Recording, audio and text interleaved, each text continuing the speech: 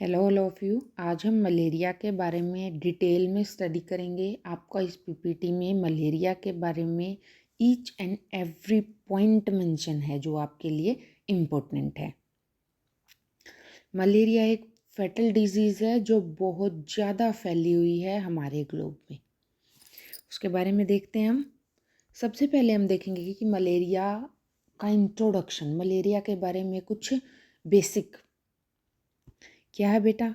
Malaria is a life threatening disease caused by the Plasmodium parasite, यानी कि malaria एक life threatening disease है जिससे जान जा सकती है। और ये किससे फैलती है? प्लाज्मोडियम पैरासाइट से फैलती है।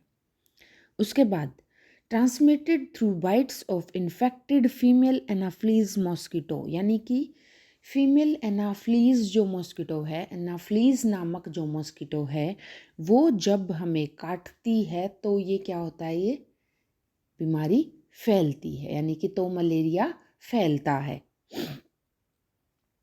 एनाफ्लीज मॉस्किटो एक इन्फेक्टेड पर्सन को काटती है तो वो इन्फेक्शन को कैरी करती है।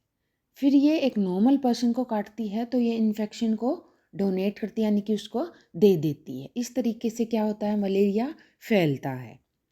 उसके बाद malaria is preventable and curable. Malaria को प्रिवेंट कर सकते हैं और क्योर भी कर सकते हैं। ऐसा नहीं है लाइलाज बीमारी नहीं है, इसका इलाज संभव है। उसके बाद जैसा मैंने आपको बताया, affects million globally specially in tropical region. Mainly tropical region में और ग्लोब में भी ये बहुत ज़्यादा लोगों को अफेक्ट कर चुकी है। ठीक है, इसके बारे में देखेंगे हम डिटेल में आगे। मलेरिया के कारण मैंने आपको बताया कि मलेरिया पैरासाइट के कारण फैलता है, प्लाज्मोडियम के कारण। प्लाज्मोडियम की 5 टाइप्स हैं: plasmodium falciparum, plasmodium vivax, plasmodium ovale, plasmodium malaria and plasmodium नॉल्सी।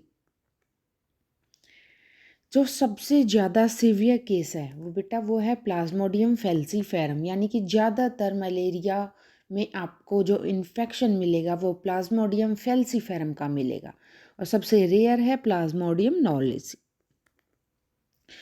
ये प्लाज्मोडियम पैरासाइट क्या है? इन्फेक्शन है।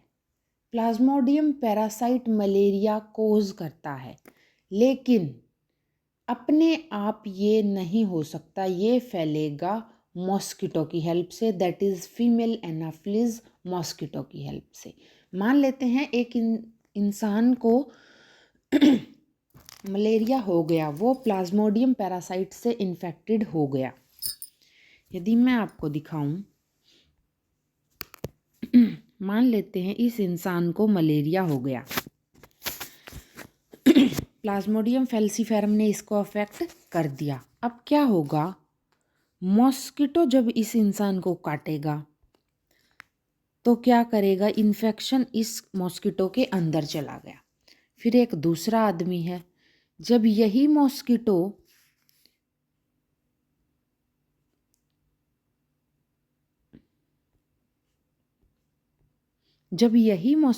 इस इंसान को काटेगा तो इस इंसान को भी क्या हो जाएगा? इन्फेक्शन हो जाएगा इस तरीके से। यानी कि इस मॉस्किटो ने इन्फेक्टेड को काटा तो इसने क्या किया? इन्फेक्शन को कैरी किया। फिर इसी मॉस्किटो ने इस इंसान को काट लिया तो क्या हो गया? इन्फेक्शन इसके अंदर चला गया। ठीक है, यानी कि ये ट्रांसमिट कैसे हुआ? मॉस्किटो की हेल्प से। और कौन से mosquito? Female Anopheles mosquito, female Anopheles mosquito की हेल्प से। ठीक है, अब हम आगे देखेंगे। यदि हमें इन्फेक्शन हो गया, हमें मलेरिया हो गया, तो हमें कैसा पता तो हम कैसे पता चलेगा कि हमें मलेरिया है? यानी कि इसके सिम्टम्स, कॉमन सिम्टम्स 10 से 15 दिन इन्फेक्शन के बाद आते हैं। यानी कि जैसे आज मेरे को इन्फेक्शन हो गया तो मेरे को 10-15 दिन बाद पता चलेगा कि मुझे मलेरिया है। क्या क्या सिम्टम्स होंगे? बुखार होना, ठंड लगना, सिर दुखना, nausea, vomiting, fatigue, muscle and joint pain, ये होंगे कॉमन सिम्टम्स। लेकिन मलेरिया बहुत ज़्यादा हो गया यानी कि मलेरिया का बहुत सीवियर केस है, तो क्या होगा? Cerebral malaria, anaemia, kidney failure. यानी कि यदि मलेरिया बहुत ज़्यादा हो गया तो किडनी भी फेल हो सकती है, खून की कमी भी हो सकती है, सेरिब्रल मलेरिया भी हो सकता है। ठीक है, अब हम बात करते हैं लाइफ साइकिल ऑफ पैरासाइट कि ये पैरासाइट कहाँ पे रहता है, कहाँ से कहाँ जाता है, कहाँ इन्फेक्शन करता है, कहाँ अपने बच्चे पैदा करता है, यानी कि कहाँ पे इसका प्रोडक्शन है, कहाँ डाइजेशन है, कहाँ इसकी लाइफ हिस्ट्री, कैसे चलता है इसकी लाइफ। ठीक है, सबसे पहले बेटा मॉस्किटो स्टेज, यानी कि मच्छर के अंदर क्या होता है, लाइफ साइकिल ऑफ पैरासाइट में मॉस्किटो के अंदर क्या होता है। Parasite develops in mosquito gut and salivary gland. Parasite mosquito की गट में और स्लाइवरी ग्लैंड्स में क्या करता है, ग्रो करता है, डेवलप करता है। इसके बाद ह्यूमन इन्फेक्शन, मॉस्किटो ने ह्यूमन को काट लिया, पैरासाइट ह्यूमन के अंदर आ गया। अब ह्यूमन के अंदर इन्फेक्शन कैसे करेगा? Sporozoite injected into the blood stream by mosquito bite. जैसा कि मैंने आपको बताया है, जब मॉस्किटो ह्यूमन को काटेगा तो अपने मुंह से इन्फेक्टेड स्पोरोजाइट्स, यानी कि जो पैरासाइट है ना स्पोरोजाइट, उसको ह्यूमन के खून में डाल देगा। ठीक है, अब आगे क्या होगा? Liver stage. अब जो खून में स्पोरोजाइट आए हैं हमारे, वो infected liver cells and multiply into merozoites, यानी कि वो कहाँ जाएंगे? लीवर में जाएंगे, और लीवर में जाने के बाद वो क्या करेंगे? मीरोजाइट्स में बदल जाएंगे। स्पोरोजाइट मीरोजाइट में बदल जाएगा, कहाँ पे? लीवर में। ठीक है, अब ब्लड स्टेज। फिर merozoite infect red blood cell and causing symptom. फिर जो मीरोजाइट लीवर में बने हैं वो रेड ब्लड सेल को इन्फेक्ट करेंगे, यानी कि वो रेड ब्लड सेल में इन्फेक्शन करेंगे। तब हमें क्या साइन और सिम्टम्स नज़र आने शुरू होंगे, तब हमें लक्षण हम नज़र आने शुरू होंगे हमारी बॉडी में। ठीक है, इसके बाद क्या होगा? Gametocyte from and are taken up by another mosquito। अब रेड ब्लड सेल को इन्फेक्ट कर रहे हैं कौन? मीरोजाइट्स, वो हमारे खून में हैं। अब हमें यदि किसी दूसरे मच्छर ने काटा तो वो रेड ब्लड सेल में जो मीरोजाइट्स हैं वो खून से होते हुए कहाँ चले जाएंगे? मॉस्किटो के अंदर, और फिर वो मॉस्किटो दूसरे आदमी को काटेगा। इस तरीके से क्या चलती है? ये लाइफ हिस्ट्री चलती है।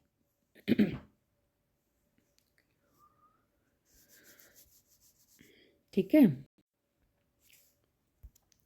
अब पता चल गया कैसे इन्फेक्शन हो रहा है, किसके कारण हो रहा है, कितने दिन बाद सिम्टम्स नज़र आते हैं, और क्या क्या सिम्टम्स हैं यदि मलेरिया हो जाए।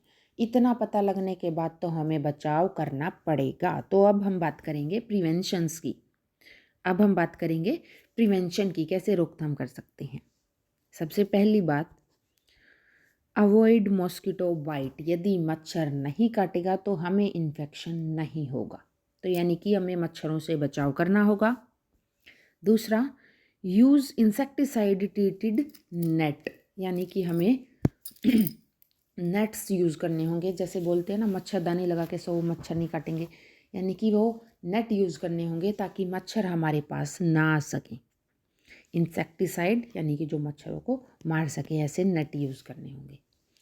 उसके बाद apply DWT based insect repellent. ऐसे इंसेक्ट रिपेलेंट यूज़ करने होंगे जो DWT बेस्ड हों, यानी कि मॉस्किटो हमारे पास ही ना आए। हमें ऐसे इंसेक्टिसाइड क्या करने होंगे? यूज़ करने होंगे। जैसे ओडोमास सुना है ना आपने?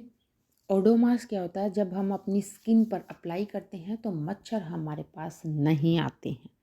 ठीक है, वो क्या है? इंसेक्ट रिपेलेंट है, मॉस्किटो रिपेलेंट है। उसके बाद क्या करना होगा हमें?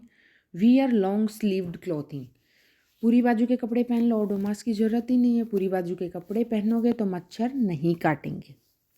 एनवायरमेंटल मेजर्स ये थे बेटा कि हम अपने लिए क्या कर सकते हैं, लेकिन ये हम बड़ों की बात है। यदि कोई छोटा बच्चा है, उसको नहीं पता मच्छर काट रहा है, उसको नहीं पता ओडोमास लगाने का, उसको नहीं पता कि पूरी बाजू के कपड़े पहनने हैं, उसको तो गर्मी लगेगी।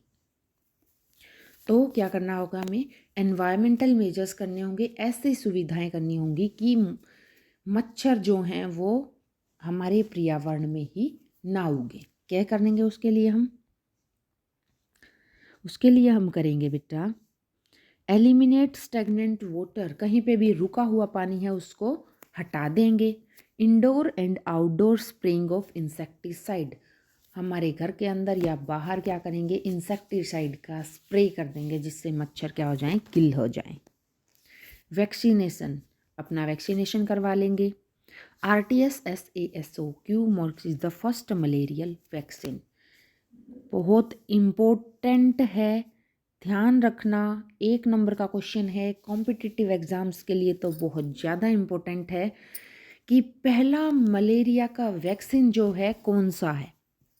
यदि नाम पूछे तो मॉस्क्विरिक्स क्या है, पहला मलेरिया का वैक्सीन मॉस्क्विरिक्स, और उसकी स्ट्रेन पूछे तो RTS-AS01, RTS, और दूसरा कौन सा है S/AS01 यानी कि मॉस्क्विरिक्स।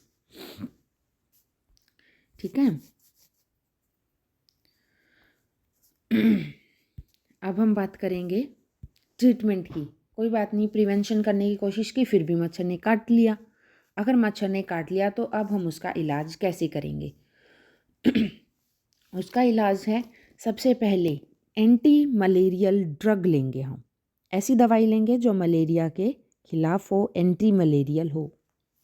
ठीक है, उसके बाद दूसरे नंबर पे क्या करेंगे, artemisinin based combination therapy for plasmodium falciparum, यानी कि थेरेपी लेंगे ACTS for plasmodium falciparum. Plasmodium falciparum हम सबसे पहले तो क्या करेंगे, टेस्ट करवाएंगे, हमें पता लगेगा कि हमें कौन से पैरासाइट ने इन्फेक्ट किया है, प्लाज्मोडियम फेल्सीफेरम ने किया है या प्लाज्मोडियम वाइवेक्स ने किया है। ठीक है, यदि प्लाज्मोडियम फेल्सीफेरम ने किया है तो हम कौन सी थेरेपी लेंगे, आर्टिमिजिनिन बेस्ड कम्बिनेशन थेरेपीज। ठीक है, और यदि प्लाज्मोडियम वाइवेक्स ने हमें इन्फेक्ट किया है तो हम क्लोरोक्विनीन की गोली लेंगे। बोलते हैं ना, कुनैन की गोली ले लो मलेरिया हुआ है तो, लेकिन वो कब लेते हैं, जब प्लाज्मोडियम वाइवेक्स ने अफेक्ट किया हो।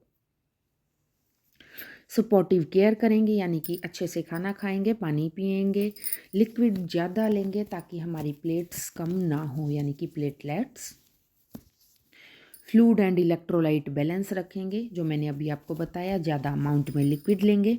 Blood transfusion for severe anaemia, यदि मलेरिया बहुत ज़्यादा सीवियर अमाउंट में है, बहुत ज़्यादा मलेरिया है हमारे अंदर, यानी कि मलेरिया एक सीवियर कंडीशन पे जा चुका है हमारी बॉडी में, तो ये क्या करेगा, एनीमिया कर देता है, जिसको कंट्रोल करने के लिए हम क्या करते हैं, ब्लड ट्रांसफ्यूजन यानी कि खून भी चढ़वा सकते हैं।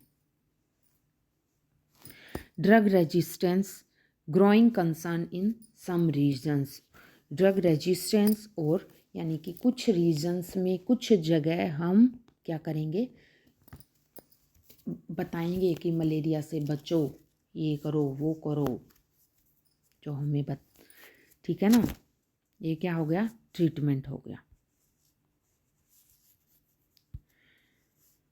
अब हम ग्लोबल इम्पैक्ट देख लेते हैं मलेरिया का, यानी कि हमारे पूरे वर्ल्ड में, पूरे ग्लोब में मलेरिया का क्या इम्पैक्ट है।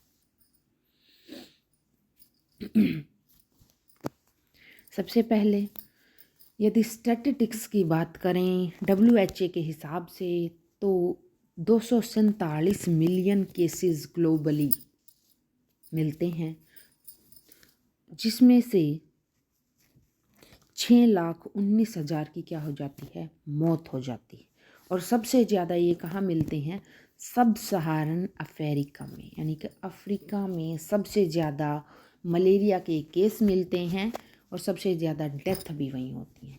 बहुत ज़्यादा नंबर हो जाता है, 247 मिलियन मलेरिया के केस, और जिसमें से डेथ कितनी हो रही है, 6,19,000। उसके बाद ये इकोनॉमिक बर्डन भी डालता है। इकोनॉमिक बर्डन यानी कि मलेरिया हो गया तो आपको एक्स्ट्रा केयर की ज़रूरत होगी, ड्रग्स की ज़रूरत होगी, आपको वैक्सीन्स की ज़रूरत होगी, जो आपके इकोनॉमिक बैलेंस को भी क्या करती है, अफेक्ट करती है। ठीक है। रिड्यूस प्रोडक्टिविटी, ये प्रोडक्टिविटी को घटा देती है। Strain on health care system in affected region, जो जहाँ पे मलेरिया का इन्फेक्शन फैल जाता है वो एक धब्बे की तरह है वहाँ के हेल्थ केयर सिस्टम पर, यानी कि वहाँ का जो हेल्थ केयर सिस्टम है वो अच्छा नहीं है, ये माना जाएगा। ठीक है बेटा। ग्लोबल पे बहुत गंदा इम्पैक्ट डालती है ये। आखिर में पूरा जान लिया हमने मलेरिया क्या होता है, सबसे ज़्यादा सीवियर केस कौन सा है, रेयर कौन सा है, ये इसकी लाइफ हिस्ट्री क्या है, देन इसका सिम्टम्स क्या है, देन इसके प्रिवेंशंस क्या कर सकते हैं हम, ट्रीटमेंट एंड ग्लोबल इम्पैक्ट। अब ऑल ओवर हम जानने के बाद आते हैं कंक्लूजन पे। मलेरिया एक ग्लोबल हेल्थ चैलेंज है क्योंकि एक पूरे ग्लोब में फैलता है और बहुत ज़्यादा अमाउंट में फैला हुआ है।